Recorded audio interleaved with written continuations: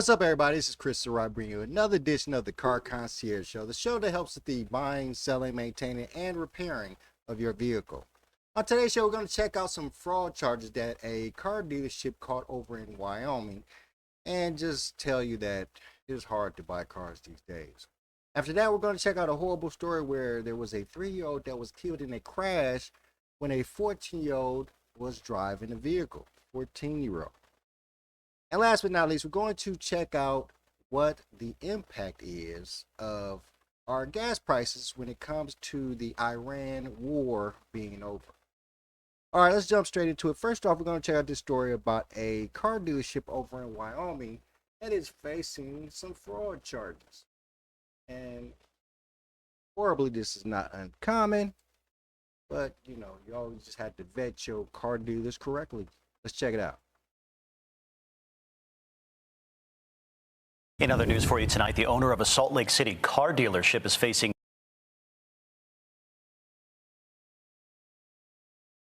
15 felony charges in Wyoming. He's accused of leaving a trail of forged signatures, fake notary stamps, even using the names of dead car owners. Our Jake White is investigating this for us tonight. Scott Keith Pryor, the owner of local Salt Lake City dealership The Good Car Dealer, is in hot water, according to the Wyoming Department of Transportation. Ironic name, isn't it? This after the Laramie County Clerk's Office in Wyoming says they received several suspicious duplicate title applications involving an out-of-state dealership. What the dealership appears to be doing was purchasing total loss vehicles from a salvage auction as parts-only vehicles at a very low part value price, and then attempting to obtain clear titles with no brands to hide the salvage or parts status, and then turn around and sell those vehicles to the public at a full retail price. And while the investigation centers on 15 hail-damaged Wyoming vehicles, Wyoming Department of Transportation investigator Shane Fox wrote in an affidavit that Pryor bought 292 vehicles worth nearly $2 million through Copart auctions during the previous 12 months. Investigator Fox began reviewing ownership information from Wyoming on all 15 titles, and so that he could prepare to conduct interviews of the owners on the titles that duplicate applications had been sent in. One of Pryor's Yeah, that's crazy because, I mean, I use, as a collision center person, I use Copart a lot. Of course, they pick up all the vehicles that are total losses that have been signed over to Copart from the insurance company. And, you know, they're going to, you know, of course, Copart does exactly that. They have auctions. You can buy, you know, total loss vehicles. You can even buy them as parts like they said, but even, you know, fix them to the point where they're drivable and then put them on the road. But of course, if you do that, you're going to have a salvage title. Salvage title means that the vehicle was once a total loss vehicle, and pretty much only you can drive the vehicle on the road. And they'll allow you to do that with a salvage title as long as the vehicle, you know, is drivable and it meets all the standards for your state as to be on the road. But, you know, you're not actually supposed to be able to sell these vehicles, and you're definitely not supposed to be able to sell these vehicles at full sticker price. applications involved a Wyoming woman who died on July 12, 2025, nearly 3 weeks before the August 1st hailstorm in which the 15 cars stem from. As he was looking for contact information for those owners, he discovered that one owner had passed away weeks before that August of 2025 hailstorm that resulted in her vehicle and these other vehicles being declared a total loss. The application for the duplicate title itself that bore her signature was dated March of 2026. Pryor now facing 15 counts of falsification, altercation, forgery, or counterfeiting of vehicle title documents. They carry a maximum of 2 years in prison and a $5,000 fine for each count. I reached out to Pryor but got no response. Meanwhile, Brucker is sharing the warning signs that can keep you safe from scams like these. Suggest to consumers that they run a vehicle history report to check a car's status before they purchase it, and to always ask to see a title to make sure the information on the title matches the vehicle they're looking at buying, to protect themselves from this type of activity. In Salt Lake City, I'm Jake White reporting with ABC4 News. All right. Thank you, Lacey, for that great piece of information. And that is what I was going to end with. But let's just get into it. There's a lot of car dealers that are like this. It's a horrible thing, and it's been going on for quite some time. You know, and I've seen several situations where vehicles have gotten into accidents, and only then did the people find out the vehicle was either a salvage title or just was bad business all around. What you will see a lot is that if these people are buying these vehicles and they're financing them, then they technically in some cases don't even see the title for quite some time, you know, when they have the vehicle. And then once they see the title, you know, it'll be a false title, or it'll say salvage title. And a lot of people don't even understand what that means when they see that on their, you know, their title. So you just got to get educated. You have to do a lot of research. And this is what I say all the time. When you're buying a vehicle, do your research. If you decide that you want to buy a vehicle, do as much research on that vehicle as you can. You have the ability to run a Carfax on it, look up the vehicle identification history. There's many, many ways that you could do that. And I might probably going to put a couple of those ways in the description so you understand. But you have to do everything in your power to make sure it's an up and up deal. Because there's too many horrible, scammy dealers and car lots around this world that will get you for your money, and they have no problem doing it. And then, you know, it's horrible that, you know, we live in this world where the love of the money is pushing people to do all these evil things that could cause such problems for people, specifically having a salvage title with a vehicle that you know, pay top dollar for. So hopefully those people who got gypped out of this situation get some kind of reimbursement or some kind of satisfaction from this dealer. But yeah, we're going to see this happen a lot more, or hopefully it starts to wane down. People start doing the research that they need to do when it comes to buying their vehicles and checking on the places that you're doing business, whether it be automotive, housing, even any purchase whatsoever. You want to do as much research as you can, so you know you're not getting gypped. If you're buying online, you know, it's a big thing I've been doing lately. If I'm purchasing something online and then I see whatever the name of the company is, I will take that name and I will put it into a little scam app system that I use that checks to see if the company was a scammer, has any scam ties, whatever the case may be. And that's been a big help for me because, you know, I do a lot of internet, you know, online shopping. So, you know, that it's just one of the many ways that you could go about protecting yourself when it comes to the purchases that you make. All right, guys, next up, we're going to check out this horrible story about this 3-year-old who dies after being struck by a stolen car that was driven by a minor. I say minor, I mean a 14-year-old minor. A chaotic and unfortunately dangerous day in Baltimore. Keep doing that. Baltimore, as there are several investigations underway by city police. A chaotic and unfortunately dangerous day in Baltimore, as there are several investigations underway by city police. You see them on this map right here. A civil unrest zone declared.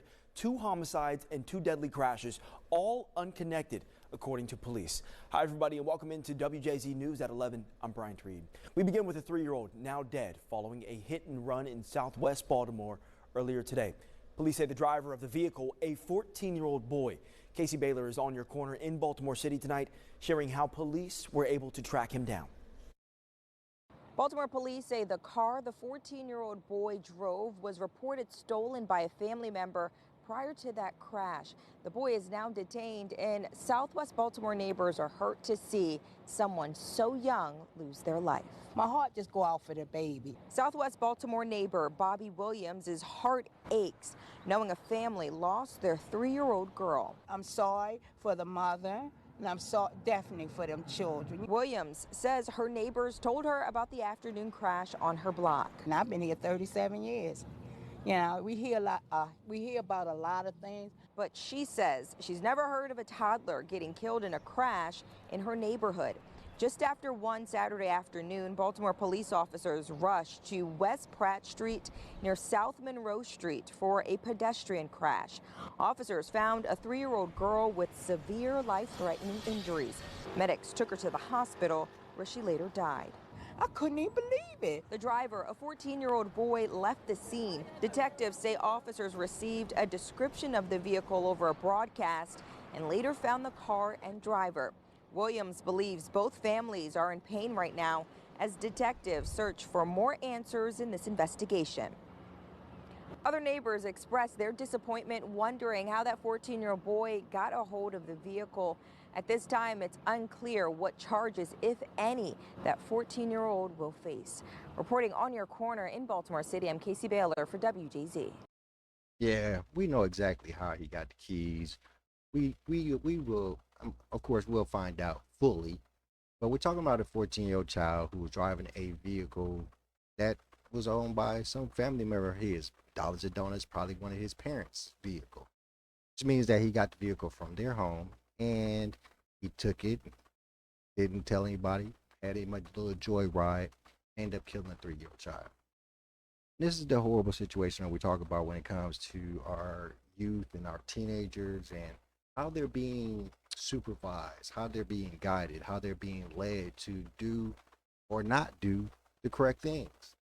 We have a 14-year-old child who decided that it was okay for him to take somebody in his family's vehicle and take it for a joyride. We have to understand that that child is not being raised right. He doesn't have the correct leadership, and now he is a murderer. He's a killer. And mind you, Dollars and Donuts, 14-year-old, probably won't get no charges, probably won't face no crime, probably won't deal with any issue coming from this. And what is that going to do? It's not going to do anything. Not going to learn anything. It's not going to learn how bad what he did was. Not going to learn the consequences from his actions. That is the problem, guys. This is the ultimate problem of everything that we keep talking about when it comes from these teen takeovers, when it comes from the teenager shooting the lady over in South Bend because she was protecting her son after a Facebook Marketplace interaction. All these situations we're talking about teens who are not being supervised and raised correctly. Now, mind you, we don't know this child's upbringing. We don't know who his parents are. We don't know what they've done for him. But what we do know is that in some way, shape, or form, he had a knowledge or inclination that it was okay for him to take his car and go for a joyride. He saw no fear in it. He saw no problem with it. And the fact that we have teenagers who see no problems with all of these things that they're doing, the teen takeovers, shootings, the carrying of guns, that in itself is the problem because they don't see the problem. How can we make sure that these teenagers understand the consequences of their actions if when they do these things and they're caught doing these things, there's no consequences? There has to be. There's not. Every day, day in and day out, the consequences that were levied to us when we were teenagers are stripped away, are taken away as being too harsh, not being lenient enough.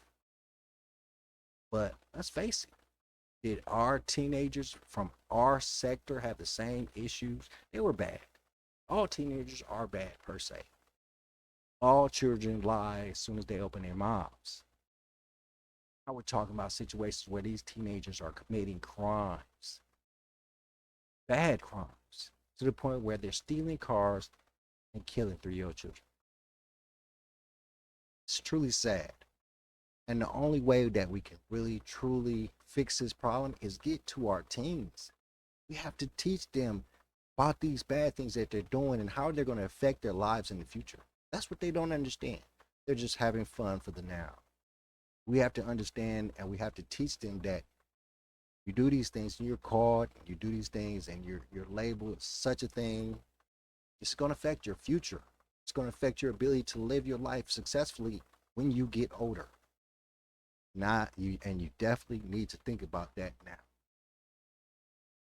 All right, so last but not least, guys, as far as we understand, and I could be wrong, but the Iran war is over. They signed some peace deal for the Iran war, and I was told that as part of the deal, we have to pay Iran $300 billion. I have to check that out. But what do you think? This Iran war closure or the stop of the Iran war, what do you think is going to do for our gas prices? Let's check out the story over in Chicago and see what they think.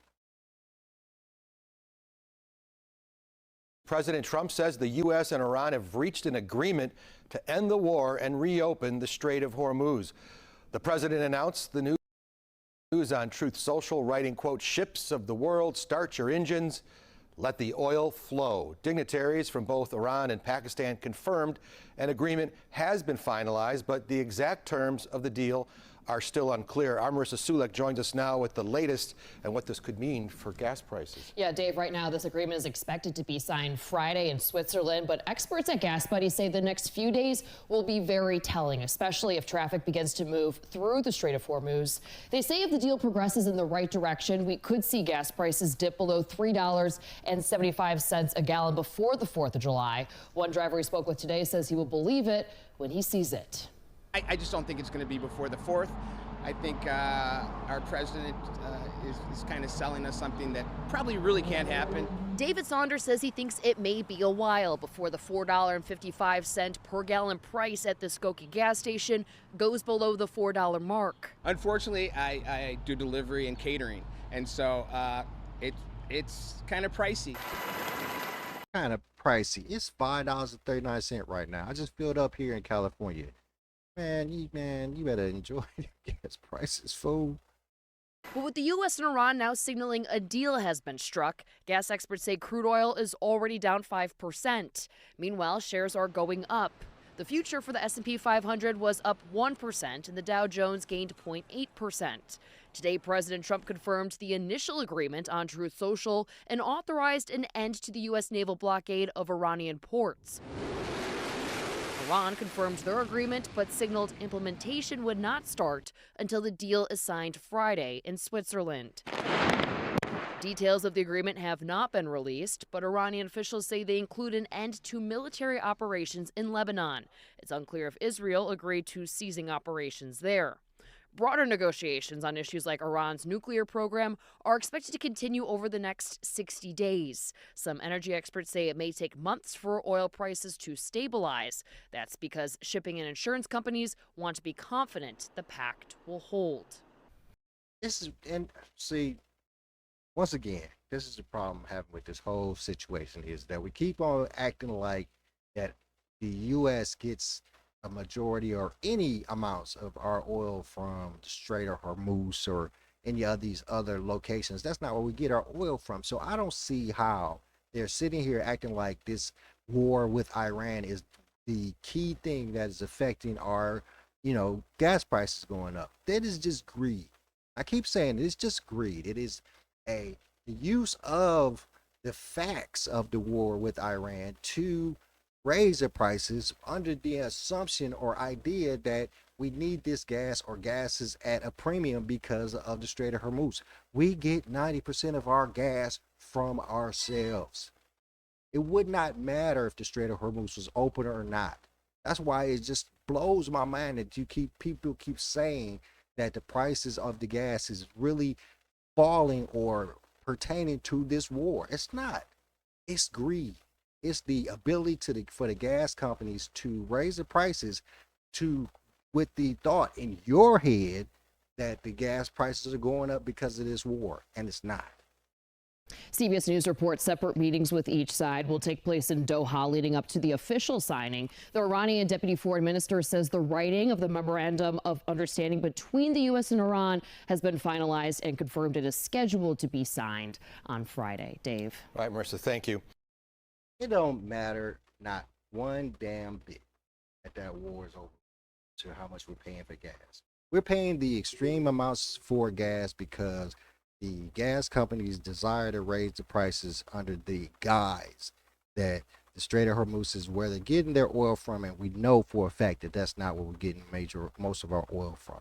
Now, I've heard so many different stories about this war with Iran, if it's over or not. Some people say it is over, some people say it's not over. Of course, even Iran says it's not going to be over until they sign the agreement on Friday, which like 4 days away.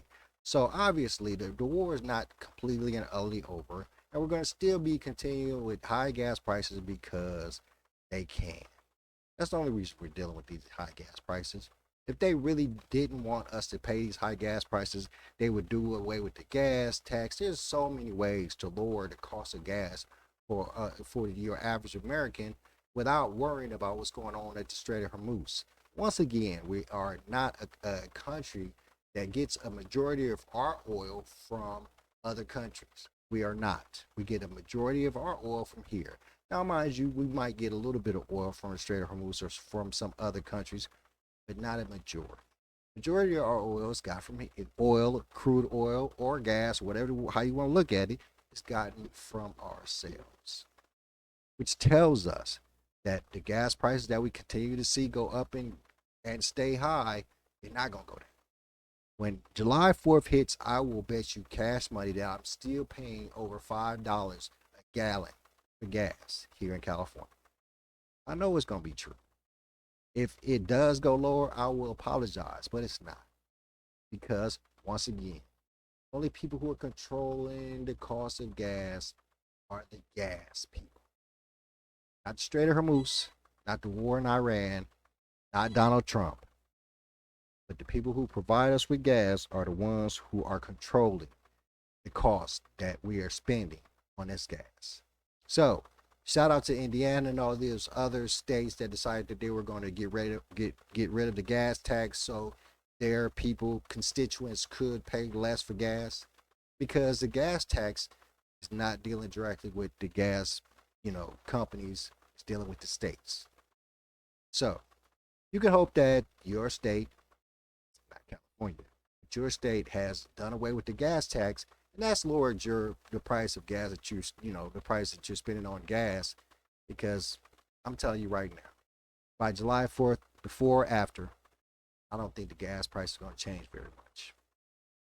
All right, guys, I'm going to let y'all go and get up out of here. I am Chris Surratt. Thank you for tuning in to another episode of the Car Concierge Show. Please hit the like, share, subscribe button. Hit me in the DMs if you have any questions, and I'm out. Peace.